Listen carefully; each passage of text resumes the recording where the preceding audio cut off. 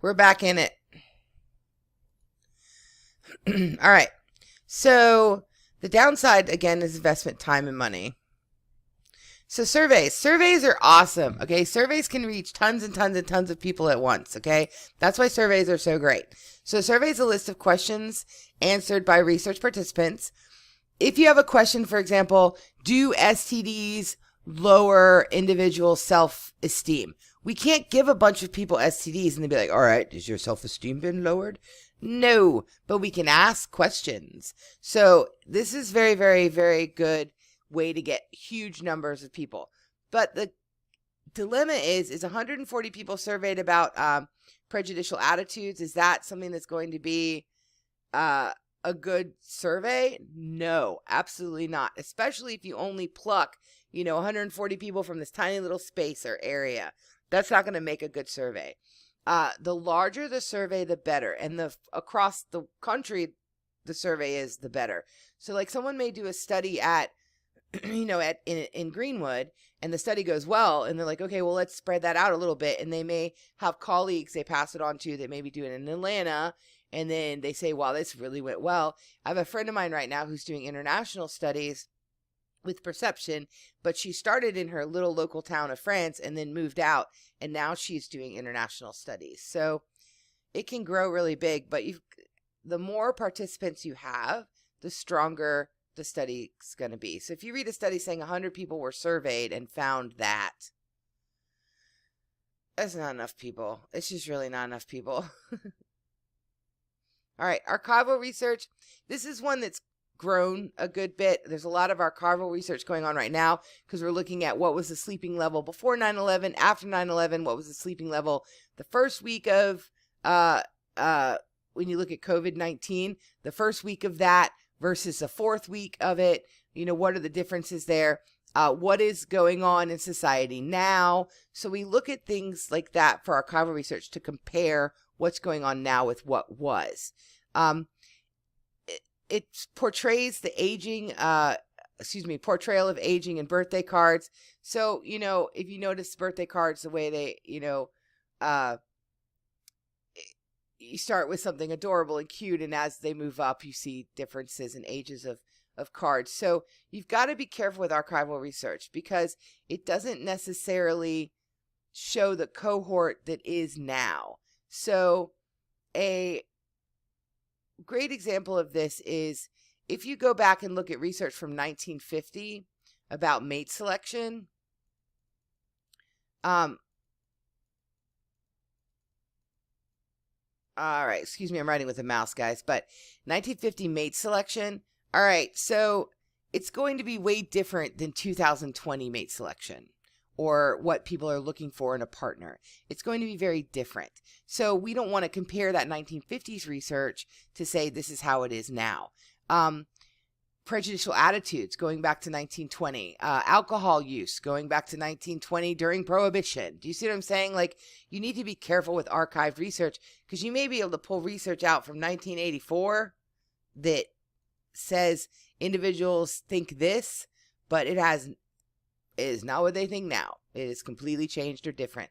So you've got to be careful. Also, there's really no insurance on how that research was gathered because especially if you can't contact the researchers or things like that. So you got to be careful with archival research, but it can be helpful, especially when you're doing comparisons. So, all right. So longitudinal research. This is where research design, data gathering over a number of years. You can do cross-sectional or longitudinal. Cross-sectional is when you ask a group of 30-year-olds, or excuse me, a group of 20-year-olds, and then you ask a group of 30-year-olds, then you ask a group of 40-year-olds, then you ask a group of 50-year-olds, and then you compare them, okay, to see if there's differences. Now, there's some problems with this because of cohorts. So, like, a 20-year-old now is going to think differently than a 50-year-old because, A, a 50-year-old is matured, right? But also, the 50-year-old has had different experiences than that 20-year-old, okay, when they are 50. So longitudinal is a way better way to get this. This is where you study a group of 20-year-olds, then you ask them again when they're 30, then you study them again when they're 40, then you study them again when they're 50. And then you come to your conclusions. Then you do your conclusion write-up at the end of that. Okay? This is comparing these, coming to a conclusion, and this is following the age and then coming to a conclusion. So longitudinal is way better, obviously, because this group of 20-year-olds are experiencing having the same experiences. Okay? In my textbooks, they were talking about 9/11 being, 5 years ago, 9/11 being a flashbulb memory. Everyone knows where they were. Well, college students, some of you weren't born when 9/11 happened. So it's not really something that's applicable in the classroom necessarily as talking about it being a flashbulb memory. But people who were born during 9/11, who were alive, who do remember it, they may have kind of a different view of of thinking that may go up with them till they're 50. So following the same group of individuals is very helpful to get more accurate idea of how people develop. But it's really costly. It costs a lot of money. So instead, we would look at 20, 30, 40, 50-year-olds and then see kind of compare and contrast differences. All right, so 2 types of research. You have correlational and experimental. Correlational research means there's a relationship. So this shows no cause, okay? There's no cause. There's no cause in correlational research. It's A has relationship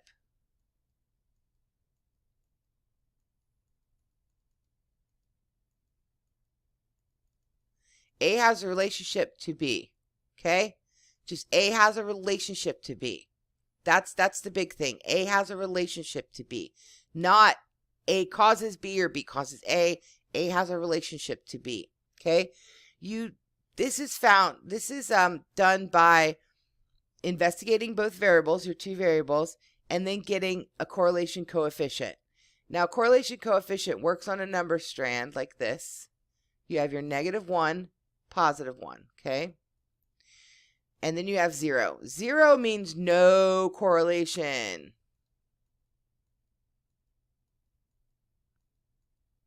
Okay? There's no relationship between the 2 variables. None whatsoever. That's what 0 means, okay? -1 means strong, +1 means strong. The sign, the negative and the positive signs, the sign shows direction. Okay? The sign shows direction. A positive correlation means that the variables are going in the same direction. Okay? The negative sign means the variable is going in opposite directions. So if I say, for example, the more I exercise, the more weight I lose. The more I exercise, the more weight I lose. That is a negative correlation. Even though it's like, yeah, but it's good. That's good. We're proud of you. Yay. Even if it's a positive statement, it's still a negative correlation because they're going in opposite directions. So when you see a test question that says, the more Billy drinks, the fuzzier his vision gets. The more he drinks, the fuzzier his vision gets. They're both going in the same direction. They're both increasing, right? Drinking, getting fuzzy vision. They're both increasing, so that makes it a positive correlation. Even though it's a bad thing, it's still a positive correlation. All negative and positive show is sign. The number is, is direction. The number shows strength. Okay? So the number shows you the strength. So if you have a negative 0.5 correlation and a positive 0.5 correlations, they have the same strength. Even though in your math class, negative 0.5 is lower than positive 0.5. It is not with correlation. Sign only shows direction. So this is saying that we have a correlation that goes in different directions. This is saying we have a correlation that goes in the same direction, but they're the same strength. Okay? The number shows strength, and the sign shows direction. All right? We good? All right. Pretty good, pretty good. So, one of my favorite correlations is ice cream, and drowning. We found a correlation that the more ice cream people consumed, the higher the drowning, the more likely they were to drown. This is a positive correlation, and it's a very strong correlation. But the problem with this correlation is, when do people eat ice cream? Can I open my text box from here? Oh, yes, I can. So where does it go, though? Chat. I don't know where the chat box goes. I cannot see my chat box. No. Where's my chat box? Okay, I can't see the chat box. But when do people eat ice cream? In the summer, right? Right. They eat ice cream in the summer. When do people swim? In the summer. The more you swim, the more people that are swimming, the more drownings we have. It's a pretty strong correlation. The more people are swimming. So it's not that ice cream is causing people to drown. It's that we see that the more people swim in the summer, the more people are also eating ice cream in the summer. And we made a correlation, a relationship. But it doesn't actually exist. It's what we kind of call a fake correlation, or a mock correlation, or a correlation that it's just not true. It's not real.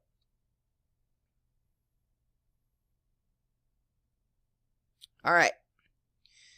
So yeah, why does this occur? Confirmation bias. When we believe something to be true, we seek supportive evidence and ignore non-supportive evidence. Like car shopping, for example. If we believe this is the safest car on the market, we kind of ignore everything else, and we only look at what's being printed about it, like little things. So that's one of the things with correlational research. You got to be really careful with correlational research, because it's the kind of research that people use to be trickery. Like, I see in magazines all the time, a relationship between, how often your spouse brings you flowers and whether or not they still love you. It's like that. There's no correlation there. There just isn't. Or cheating on you. If your spouse brings you flowers, they're cheating on you. It's like you can't win either way. You know what I mean? So you got to be careful with correlational research. The research that was done that said, 9 out of 10 dentists choose Crest. Well, yeah, 9 out of 10 dentists chose Crest, but guess what? They chose Crest on a cruise that Crest sent them on. I'm going to choose Crest too, right? Let me see if I can find my chat bar, because it looks like some of you are typing, and I'm worried that you're typing and I'm not getting it to chat to me. So hold on. Let me see if I can find it. Oh, there it is. Oh, no. Okay. All right, but I did find it, so that is good. Yay. All right, so put this back up. Nope, I need this guy. All right, so good deal. So I can see the chat now, so we're good. All right, so let's go back. Wow, I didn't like that at all. Too fast. It said too fast. All right. Okay, so that's correlational design. So experimental design. Experimental design, okay, is when we are saying A causes B. All right. So experimental design, we are absolutely showing cause. Okay. So we are showing cause in experimental design. The most basic design has two groups. Okay. So you have two groups. You have a independent variable and a dependent variable. And we'll talk about those in a second. You want to operationally define what you're studying in the experiment. So for example, and I do this with my class, for example, if I'm going to study love, okay, or I'm going to study love, or I'm going to study love. All right, big difference between those three. Just how I say it makes a difference between those three, right? Love versus love. Those are two different things, right? So when we think about those two concepts, or those three concepts really, puppy love, friendship love, and then, lusty love, they're very different things. So if we're going to study love, we have to operationally define. We have to say what it is we're precisely studying. How do we define love? So one way that researchers define love is proximity, eye contact, communication, anxiety when apart. That's for attachment more so. But that's kind of how we define love, okay? And then you also have to look at experimenter bias. This is where you have your single and your double blind type of studies. Try to avoid that experimenter bias. And then the placebo effect. This is where the expectations influence the outcome, okay?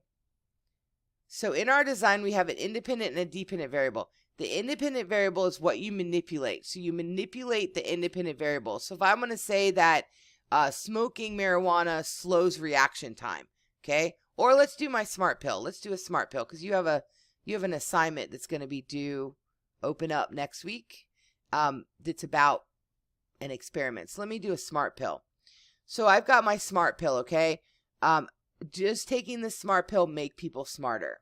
That's what I want to show, okay? So my independent variable is going to be my smart pill. Whether people get this smart pill or not, okay?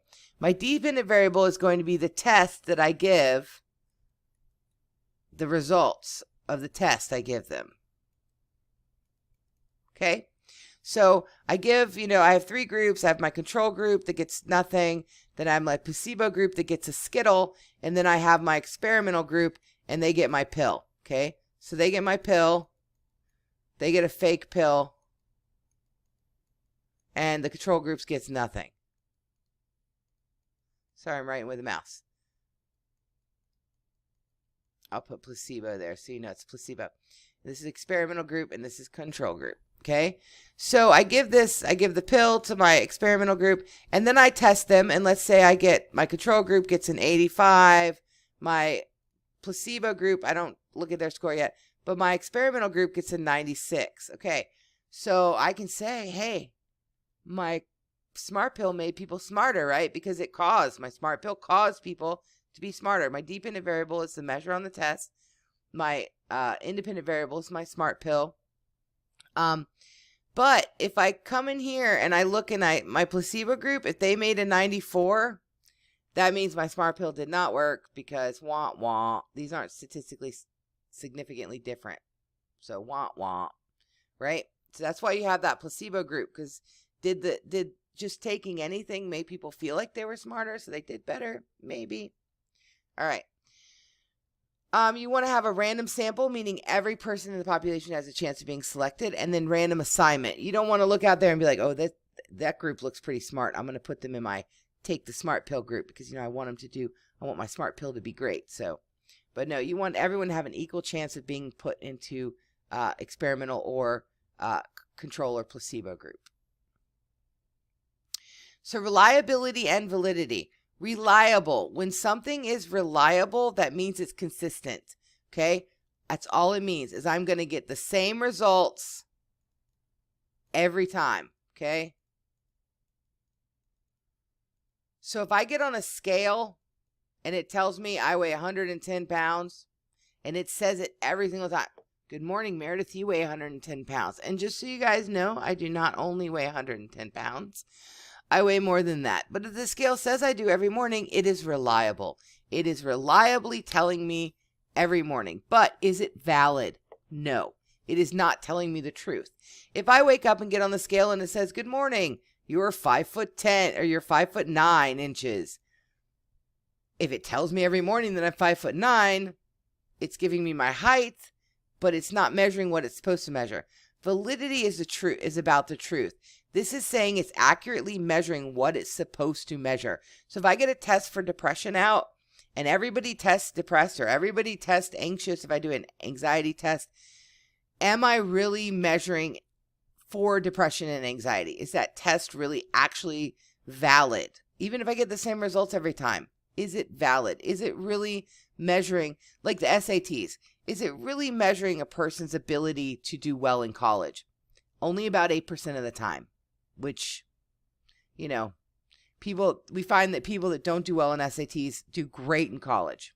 So now we find people that do well on SATs also usually do well in college. So there is an association there.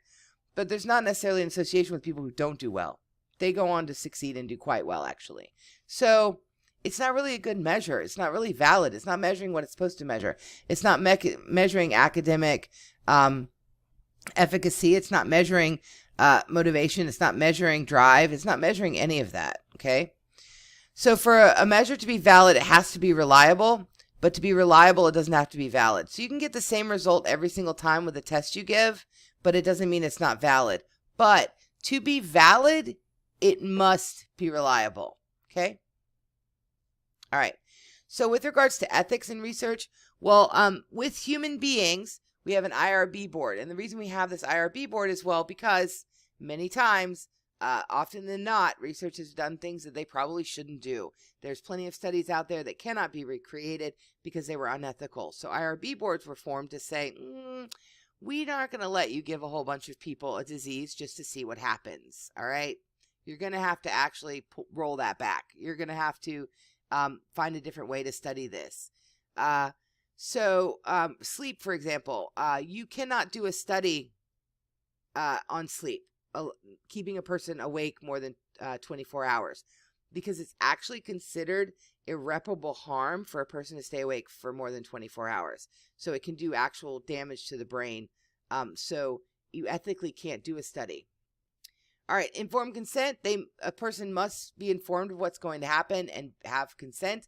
You can use deception in a study, okay? You need to make sure to mention this too when you use a placebo in the study that you guys are going to do with the apple and being smart. All right, so you have to debrief the person, meaning you tell them the purpose of the experiment, why it was done, and why deception was necessary. After the experiment's over, you debrief. With animal research, often rats or mice and birds are used for research subjects. It's considered substitute research that would be unethical be done on humans, but there still has to be a good reason. Like, you are not going to be able to study a rabbit with I've got a new hairspray that I want to put on the market. They used to spray it in a bunny's eyes to see what would happen. That's not ethical research anymore. That's not allowed. So it's not something that's going to get past a review board, because we have plenty of hairspray on the market. There's plenty of makeup on the market. So using animals for that sort of research is not something that we say okay to anymore. So the IACUC, Institute of Animal Care and Use Committee, is basically the animal research IRB. So if someone wanted to do research with animals, they would have to go through that Institute of Animal Care and Use Committees. And there's certain things you have to do in ways that animals have to be treated and contained. So, all right. So that is my lecture for the day. Is there any questions? You guys got anything you'd like to ask me? I'm going to stop the recording though, so it doesn't get too long, but